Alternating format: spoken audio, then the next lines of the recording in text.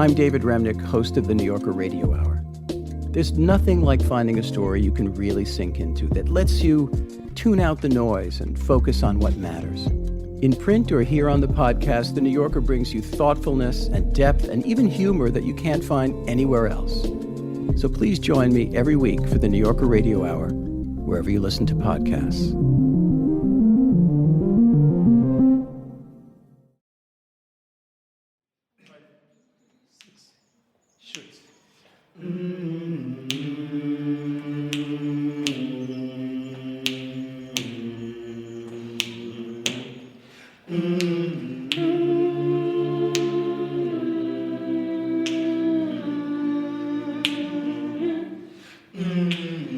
Alexandra, were it possible to say, Mother, I have seen more beautiful mothers, a most loving mother, and tell her there I will go.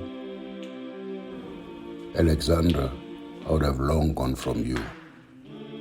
But we have only one mother. Yes, I would have long gone from you. That's Wally Serote reciting one of his famous poems, Alexandra, named after the township where we both grew up. Do you love me, Alexandra, or what are you doing to me? Wally and his family moved to Alex in 1956, when Wally was around 12 years old. He's 78 now. Even though this poem was written decades ago, it still speaks to me. His words are so true today. Something tells me you are bloody cruel. You frighten me, Mama. Alex hasn't changed that much. She's beautiful and deeply frustrating. She's nurturing, but as Wally says, Alex is frightening. And amid the rubble I lay, simple and black. Welcome to the third and final episode of I Will Not Grow Old Here. I'm Mary Ann Nobele.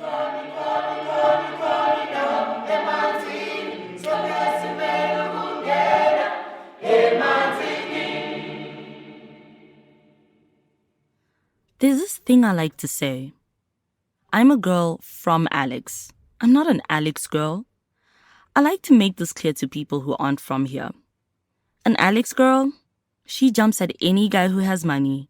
She falls pregnant at a young age. She doesn't finish school or set goals for herself. She ends up living on social grants.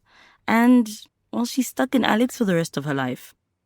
My friend Te, she once told me that an Alex girl even looks like Alex. She's full of potholes and burnt shacks. Imagine that. So yeah, I'm not an Alex girl, but a girl from Alex, most deaf. There was a time that wasn't the case. I remember keeping it from my friends at school. I didn't dare tell all those rich kids that I was from a township. I didn't want them to judge me or pity me. In fact, only one of my high school friends knew I lived in Alex. But I'd be lying if I didn't tell you the other side of the story. That as I've gotten older, I've also figured out that Alex is the reason I am who I am. And there's a lot to like about Alex. We have a rich culture here. Like the food. Have you ever eaten a sly? It's a sandwich filled with chips and cheese and egg and sausages. Like, come on, it's the best. Alex always has my back. We're a strong-knit community. And the vibe? There's always so much art and music happening in Alex. Like that chorus of young people we're listening to, they're rehearsing at San Kopano, a hidden gem in Alex. Kopano means togetherness in Sotho, which is very fitting. Our community literally comes together there to attend meetings and concerts and adult education classes. One of the singers you're hearing is Kidibonis Khobela. She's 22, a poet and a performer at the Alex Arts Academy. We need to create something bigger, something that will leave the next generation seeing, okay, our forefathers or our sisters or the last generation did this for us. Like when our forefathers fought for freedom, here we are, we say we're free and we are free. So what's next? We can't be always singing the same songs. We need new songs. We need new melodies to believe. So I want to put you on the spot, right? And ask you to just bust a few rhymes about Alex. So it can be from one of your songs, it can be from the heart, but just spit a few bars for us. You have any fun? Which song can I put on? Okay, Boras Mandan, uthike uphethe quantum, jo abantwana abangaka yo, sifike endaweni samosh, ya ngiswag uyazi samosh, ya ngambheka ngamtshela uthanda, ya uphuzani, ya ubhema, I sang with your mommy like cheese boy, she in love with the swag, got the juice, got the dash, I'm from Gomor, no nginyor, let's go, yeah. That was a freestyle, by the way. We from the dirty north. We from the dirty north. We from the dirty north. This is Richard Kalatushikati, but no one calls him that. He's Richie Rich, a rapper from Alex, which he calls the coolest place in the world. And because Alex is north of Johannesburg, he also calls it the Dirty North. In his music video for Dirty North, Richie appears in camo pants and what looks like a bulletproof vest. He drives around in a red sports car, busting ciphers about making it in Alex, while the camera cuts between Sandton and the township. You know what I mean? So, yeah, that's like, the chorus means a lot. And where the mummies want to know where the cash at, gotta get that. Take you back to the real raps. I'm gifted, I know that you miss it. I'm talking about the line before, nigga hardcore, straight from the hood, and I know you're good. You know what I mean? Type of the stuff like that, you know what I mean? So, straight from, you know what I mean? So, straight from the hood, that line also straight from the hood, and I know we all good. Like, it's just represents that, yes, you're from Alex, but you can do better, right? You can actually do best for yourself. You know what I mean? We're all good, like, we're cool. Trust me, you can actually do this. So, Dirty North has nearly 3,000 views on YouTube. A few hip-hop magazines have covered it and run profiles on Richie. That's probably not enough to call him an influencer, but he is a successful hustler. Richie performs at night and weekends. Then during the week, he's a fashion stylist for Woolworths. They're a major clothing retailer in South Africa. Yet, despite all the talk about Alex being the coolest place to live, Richie left. The Alex Starboy is now a Cape Town Starboy. I have to say, I was happy for you when I found out that, you moved to Cape Town, but also a bit disappointed because it's just like so many people were believing in you, and also the idea of staying in Alex to make it. And it's like, now you look like you moved on to bigger and better things outside of Alex. When opportunity arises, I mean, you should just grab it with like both hands and not like let it go. For me, it's just like that, you know what I mean? You have to grow as a person. So do you ever want to live in Alex again? I still want to have like something in Alex, you know what I mean? I'm not just gonna, so I wouldn't want to go back and live there, but I want to have something there. That's the dream, right? To have one foot in Alex and the other in Sandton or Cape Town. I mean, Richie wants to build a recording studio for kids to grow and develop their talent. I also want to give back to Alex someday. I have this dream of starting a community project for kids. We'd help them with homework and give them a safe space to hang out after school. I know that like a lot of bad stuff is going on there, but like I feel like there's a lot of more positive stuff going on right now. And I don't like focusing on the bad side of like Alex mostly. Like I'll focus on the good side of it, because I hate how the news and the media have shown Alex, because they don't show you the nice parts of Alex or the nice things that happen in Alex. All the time they trying to like put the bad stuff like the shags, the pollution. Like when you grow up there, you actually grow up with this mentality and this mindset, this creative mindset and this drive that you have, like that you have and that I have and that other people have, because you come from there, you know what I mean? Because there's no other place like Alex, right? There's no place like Alex, trust me.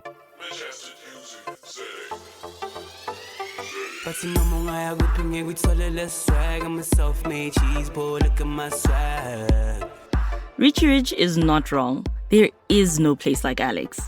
But we get to say that because Richie and I got lucky. We both went to Model C schools. We were both raised by strong single mothers.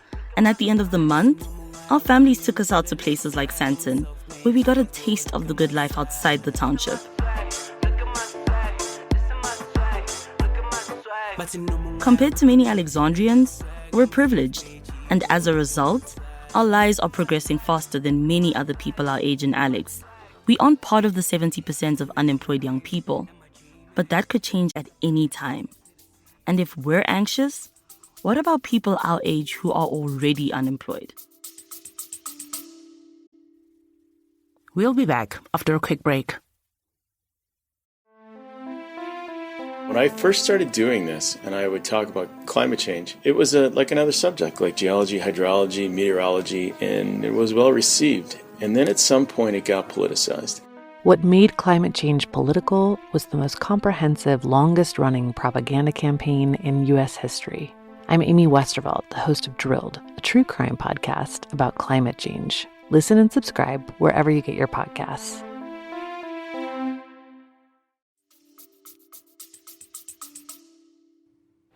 Hi, my name is Sharon Mudisaizile.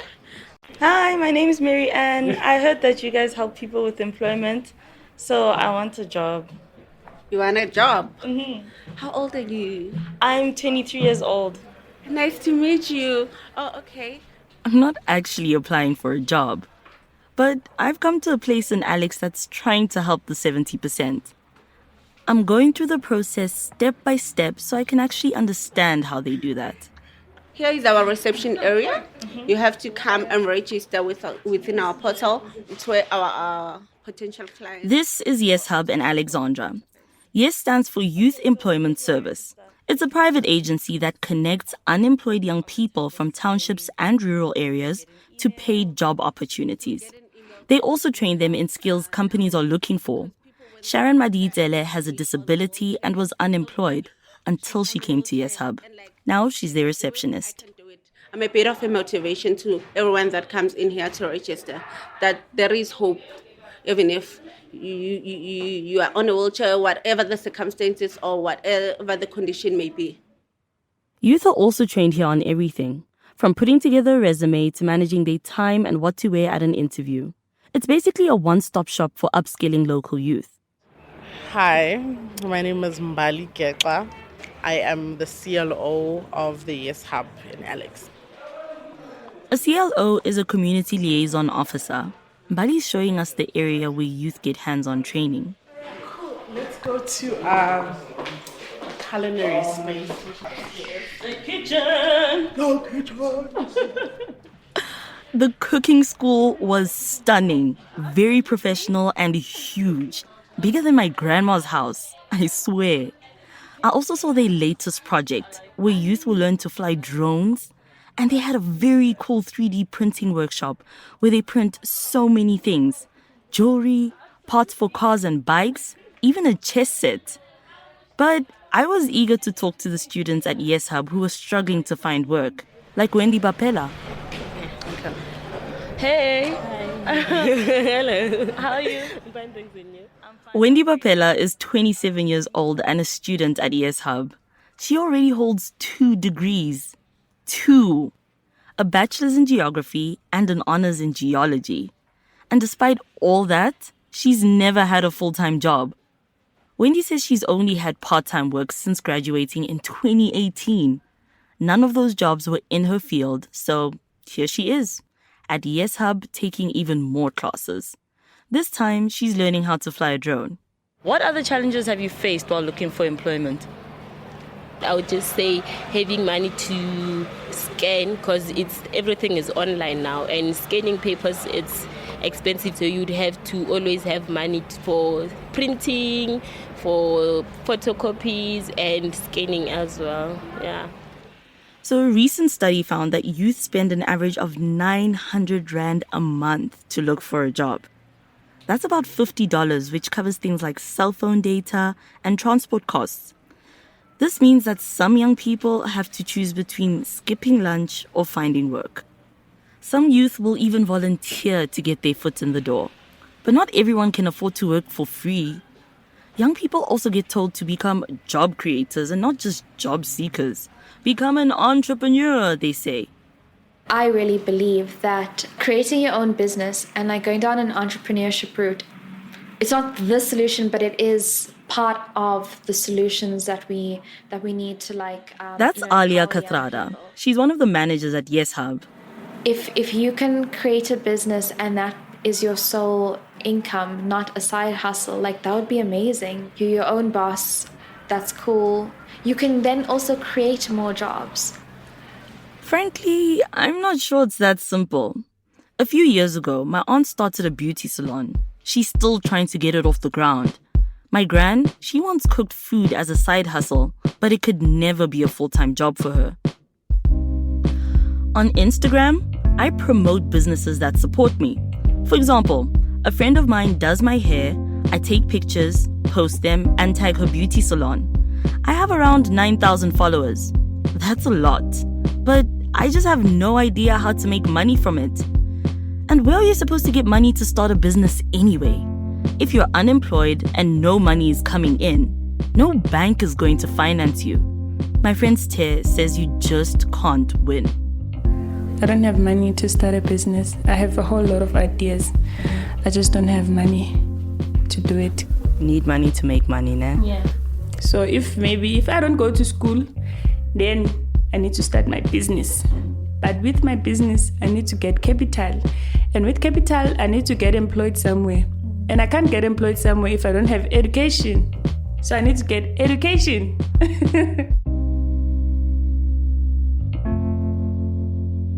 And so, with this giant hill to climb out of unemployment, people give up. It's not laziness.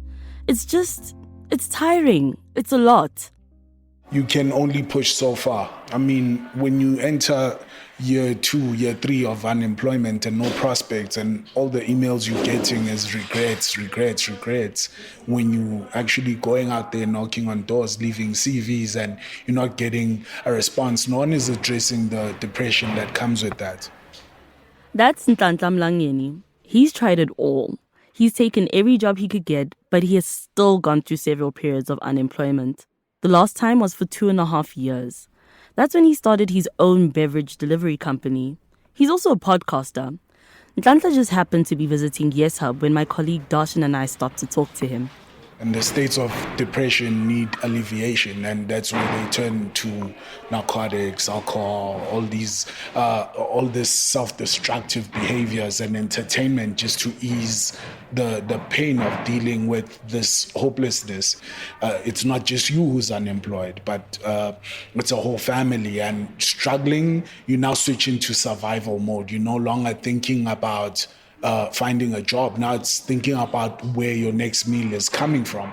Have you had to deal with this in your own life? Yes, I've had spells where I've been unemployed and I've had to find ways to survive. And no one tells you about family turning their backs on you. No one tells you about friends leaving you in those dire circumstances.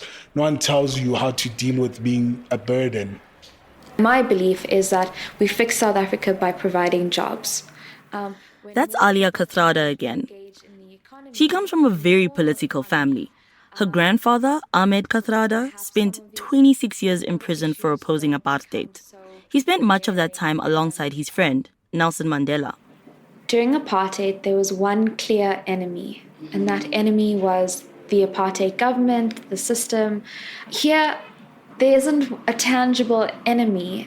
And here's a government who's saying that they're trying to help you, but are you being helped? Alia says there are over 20,000 youth enrolled across Yes Hub's programs. But with millions unemployed, staff at Yes Hub must feel like they're trying to put out a forest fire with a bucket. Unemployment is completely out of control. Why do you think this is the case? I think there are several reasons, starting off with, systemic issues that have... As much as I appreciated Alia's answer, I'd heard it before, again and again. The legacy of apartheid, the crazy cycles Te talked about, the poverty. Are people economically free?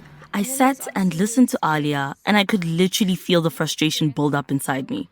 I always knew struggling. But I feel like now that I'm older, I realize that a lot of the people around me aren't just struggling. It's not like just a tough month or, oh guys, you're not going to have snacks for lunch. It's just going to be a sandwich. That was struggling for me. But realizing that for a lot of people living in Alex, it is poverty. Like, it's fair to say that they're living in poverty. But now that I'm older and I'm actually understanding the homes of the people around me, it's like, this is what poverty looks like.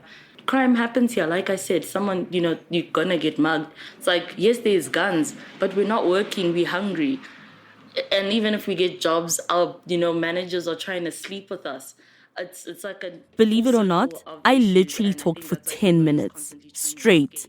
I told Alia about my friends who are struggling with babies and how living at my grand's is so crowded. About seeing how lavishly people live outside of Alex, with cars and houses and businesses that they are literally waiting to inherit. About the fear I've heard in the voices of young people who are unemployed. I told her about how I have 5 jobs and I still can't leave Alex. And how I feel guilty for not recognizing my privilege when I have so much, even here in Alex, and when so many people have so little. Eventually, I had to take a breath, and Alia got to say something. You said so much. Your story is heartbreaking. It really is. You're so young. You have such a clear understanding on what you want your life to look like. Your emotions are complicated, and your problems, yes, they may be privileged, but that doesn't reduce them. I don't think that you should deny it or underplay that these are real issues in your life. You are a hustler. Continue hustling.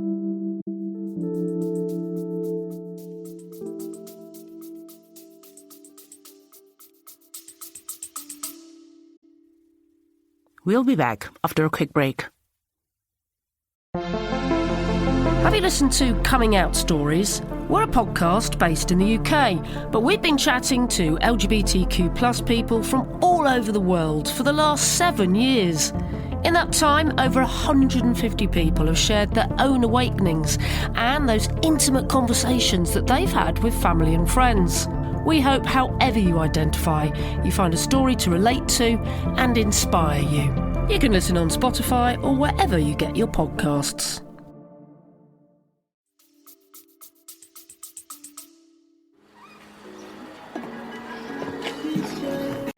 Hi. Fine, how are you? Cool. Head southeast. We're going to Lombardi East, man. Yeah. The power's out in Alex. Again. I'm so over it.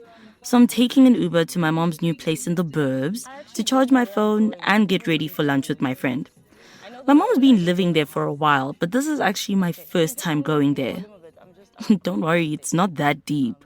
My year's just been really busy, and my mom, she visits us all the time at my grand's house. I've been feeling really frustrated with staying here. I think mostly with this whole power cut thing, because who the hell doesn't have electricity for 3 days? What is that? And my mom has electricity, so I think that's what's worrying me. The fact that if I was staying with my mom, I wouldn't be having this problem. I wouldn't have to travel to her now to take a shower. I'm not going to bath with cold water. I did that for the past 2 days, and I was miserable. I don't know how people do that whole ice bath thing. So on top of the ongoing power outages, I'm miserable about work too. I've been realizing lately that my jobs will likely disappear in the next few months.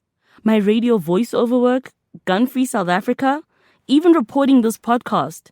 Guys, this is episode 3 of 3. I'm about to lose all of it. Ngapha, it's ridiculously hot outside. Yo, hi, I need a shower and some me time. My mom has this way of calming me down. Always. We get along so well. Sometimes we just sit around thinking about what the future holds. Let's say you were to paint a picture on this white wall of the 3 of us 10 years from now.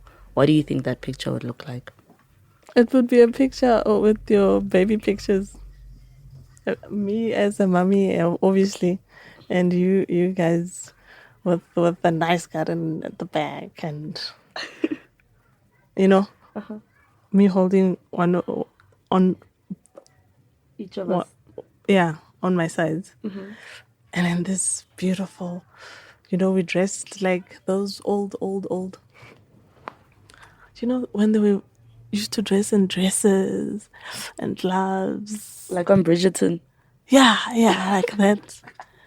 Yeah, we dressed like that and we're just posing and beautiful pictures like that, yeah. And life's great. Something like that, yeah. So you basically sound very hopeful for like Hloni and I's future now. Of course I am. And I believe you guys will make it. Mm-hmm. I believe Hloni will be that teacher that she wants to be. And with you, Bona, we're going to see you on TV and stuff. Auntie Neo always says, that one will boom out so nicely in this industry. And I can see that. Mm-hmm. It may be going slow now, but I can see it coming.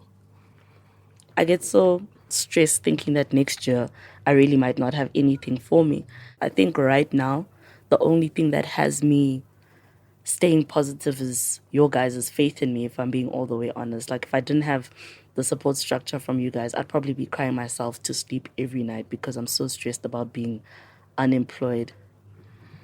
Think positively. I promise you, once you put your mind to it and be positive, you will achieve all you want. You know what, Marlene, don't stress me. Let's go. I'm locking up the office after a long day at Gun Free South Africa.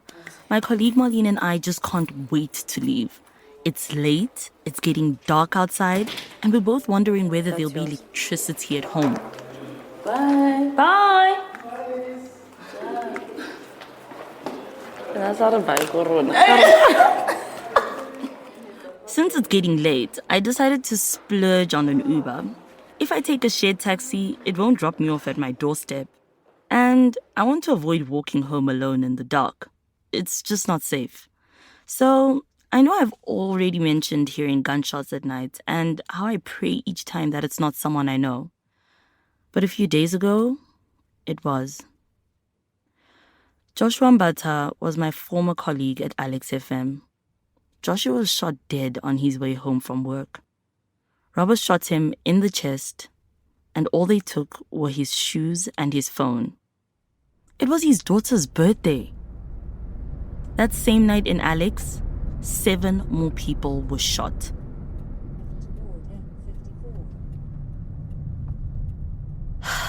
I'm so glad I took an Uber. So my driver heads east, taking us across the main road towards Alex. But the best thing about my ride home is the lights. The Sandton lights. The mosque is lit, the skyscrapers, all just twinkling in the distance. Sandton is like our little New York. It all looks so amazing. I can't help but stare from the backseat of this car. Those lights give hope to Alex kids that there's something bigger and better out there for them. I've had a taste of those lights, and that's why I know I want more. But right now, Alex is where I'm headed. Okay. Someone on? I'm stopping along the way home to pick up my little cousin from daycare. Playtime is finished, Nana. We have to go home. Say bye. See you tomorrow, Why? Are we fighting? Come. Here's what's true to me. I've saved some money to buy a little more freedom. I plan to buy a car. I want something nice. Something that makes me feel like all my years of hard work haven't been for nothing. I've also traveled this year. I've been to Greece and Egypt for work and a little vacation. But when I return, I land back in Alex. It's like one foot somehow manages to make it out of Alex, while the other is stuck in some kind of quicksand that I can't escape from. I can't even open the gate. Come, open. I know this to be true as well. Not everyone's going to make it out of Alex. But I believe I have what it takes to get out of Alex. And so I've made a promise. A promise to myself that I will not grow old here. the door. Open the door. You're not tall enough yet. Okay, push. Good boy.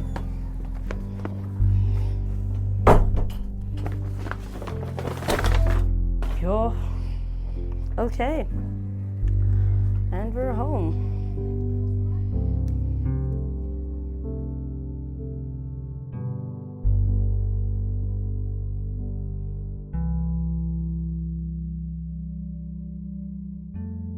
This series is produced by Radio Workshop and the Children's Radio Foundation.